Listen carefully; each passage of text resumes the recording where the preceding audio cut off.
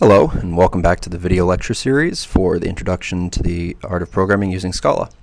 We continue our coverage of Chapter 3 and looking at some of the basic concepts from programming in general and Scala in specific. In the last video, we looked at how binary numbers, or how binary is used in the computer to represent numbers, how you can do mathematical operations with it, and how negative numbers are represented in it. In that video, I mentioned the fact that, in some ways, binary is an ideal number system. Back in when you were in 3rd or 4th grade, you probably would have loved binary in the sense that the multiplication table for binary is really short, so is the addition table. In some ways, it's very easy to do the operations when you're working in binary. However, there is a downside to binary, and that downside is that any reasonable number winds up having a rather long binary expression. So let's take the number of days in a year, and let's convert it to a binary string. Now, in decimal, it's 365. Okay, we have to remember 3 digits in order to remember that particular number. In binary, it's 1011011101, and therein lies the problem. There are 9 digits in that number. If you wanted to know, someone's salary, so let's say you were talking something on the order of $100,000. Well, there's even more digits than that. And so the problem with working in binary is that it requires a large number of bits to represent a number of even a modest size in binary. So we need a way around that. Now, the thing is, the computer really does use a binary representation, and there are certain things for which that binary representation is significant. For example, colors on computers are typically packed into a single integer, and so you need to be able to work with the binary format and to understand it, at least at a certain level, so that you can understand how you get this numeric value that represents a color.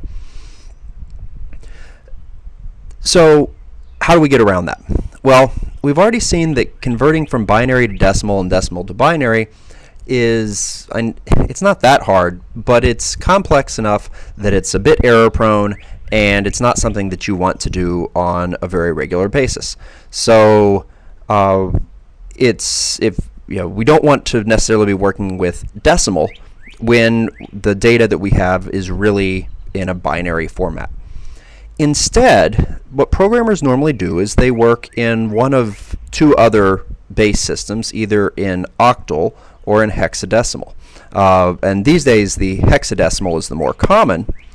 So let's open back up that file that we had been working on last time, and let's talk about why, for example, hexadecimal is helpful. So hexadecimal is base 16. So the binary was base 2. We're used to working in base 10 with decimal. Hexadecimal is base 16. And why is that useful to us? Well, the fact that 16 is a power of 2 means that it's very easy to convert from binary to hex and then from hex back to binary. So the digits in a hex number, the lowest digit is, of course, the ones place. The place above that is the 16 digit, and the place above that is the 256 digit. If you compare this to binary, where you had 1, the 2's bit, the 4's bit, the 8's bit, and then I'm actually going to space this out a little bit, because above the 8's bit is the 16 bit, the 32 bit, the 64 bit, the 128 bit, and above that is the 256-bit. Now, the spacing here is significant because you'll notice that, so these four are all less than 16.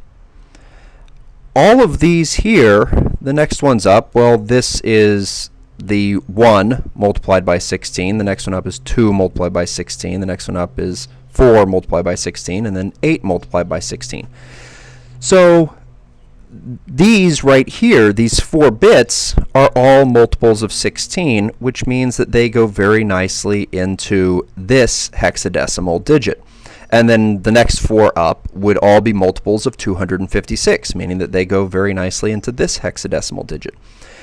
When you convert from binary to hex, all you do is you group the bits in groups of 4, starting with the lowest bit. So you have the lowest bit and then 3 above that, and that becomes one hexadecimal digit. And then the next set of 4 becomes another hexadecimal digit, and another set of 4 becomes another hexadecimal digit. So, for example, let's take this lowest, this last number here, 11001010, and let's see what this would be in hex. Or actually, let's start at the top. Okay, so 0011, well, that's 3, and 0110 is a 4 plus a 2, which gives us 6. So this number is 00110110 in binary. It's 36 in hex. Let's try the next one. So I've grouped these here. This top grouping, that's the 8-bit plus the 4-bit. Well, that's a 12-bit. And so it's tempting to type 12. Unfortunately, that doesn't work. We're only allowed to write 1 digit. So how are we going to write down the number 12 as a single digit?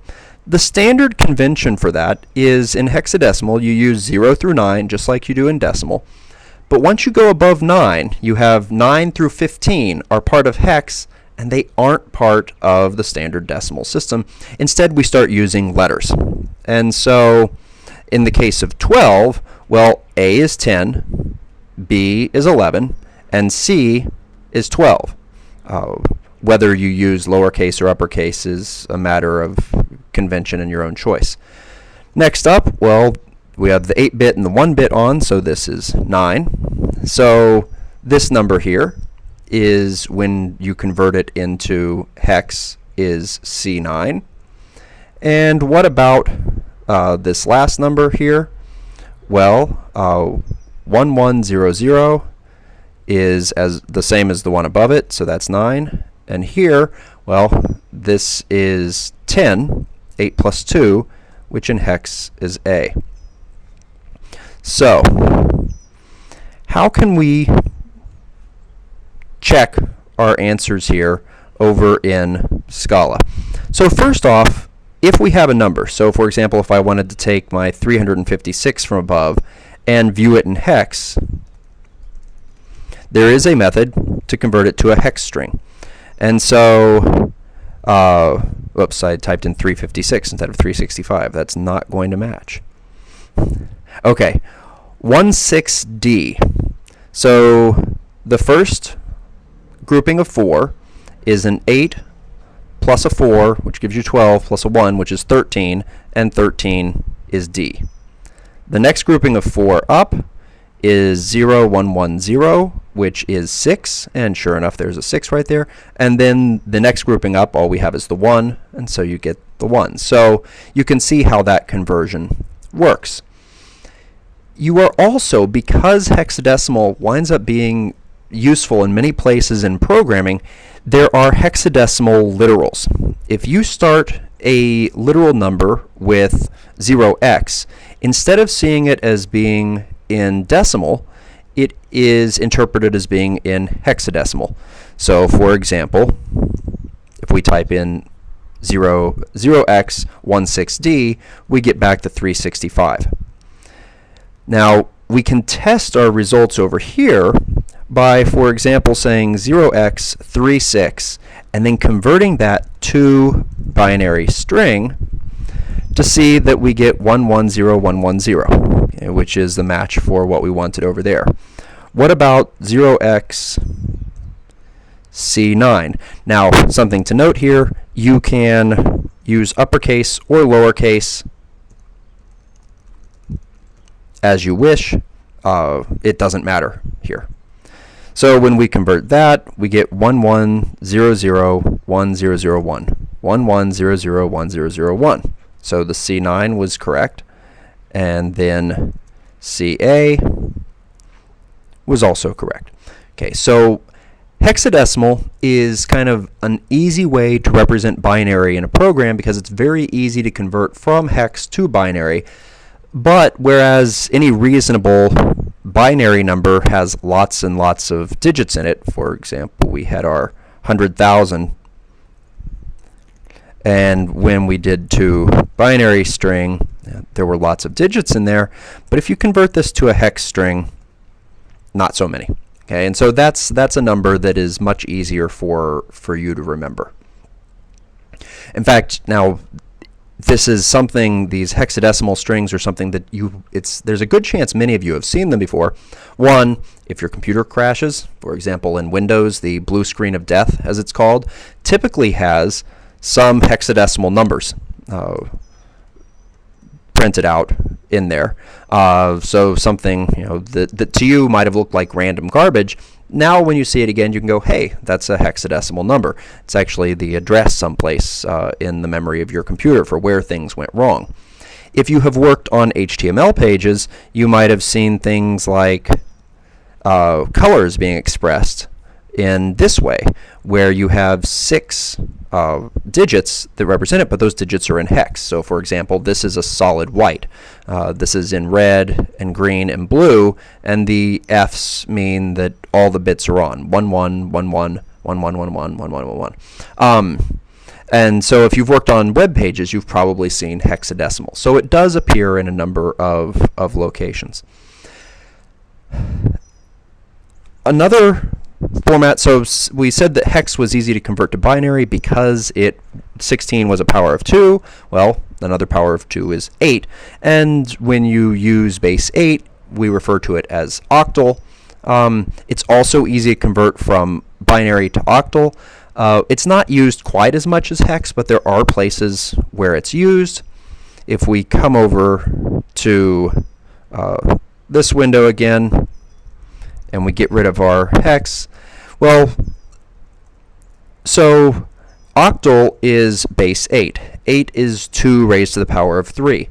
So instead of grouping our bits in groups of 4, as we did with hex, they are grouped in groups of 3.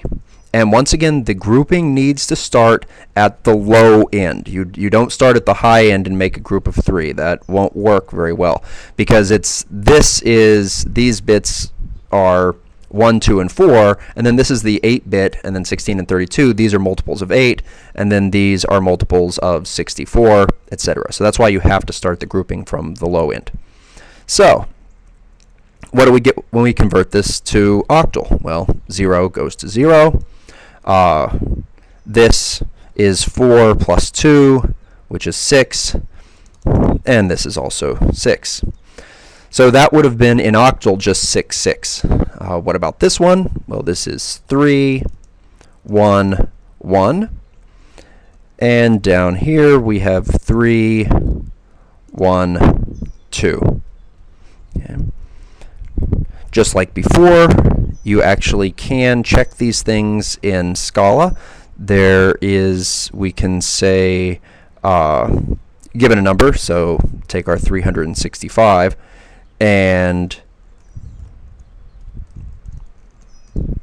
ask it to give us the octal string for it. 365 happens to be 555 in octal. You can also express octal numbers as literals. So for hex, we had a leading 0x. For octal, you just leave a leading 0.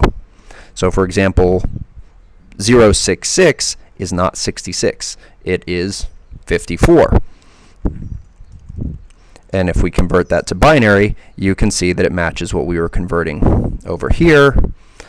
If we do 311, we get the next number, and 312 gives us the next number.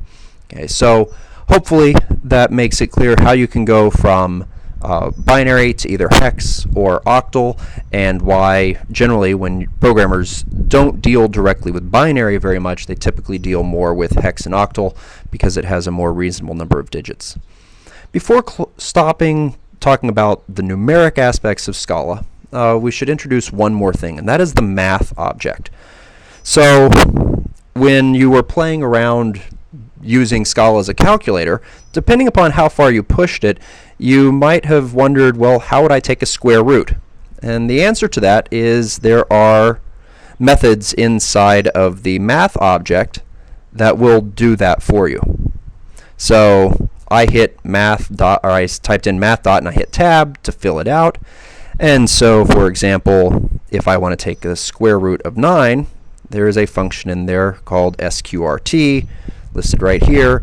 You have your standard trig functions like sine and cosine and tangent. You also have hyperbolic trig functions. You have something that will generate a random number for you. You have logarithms.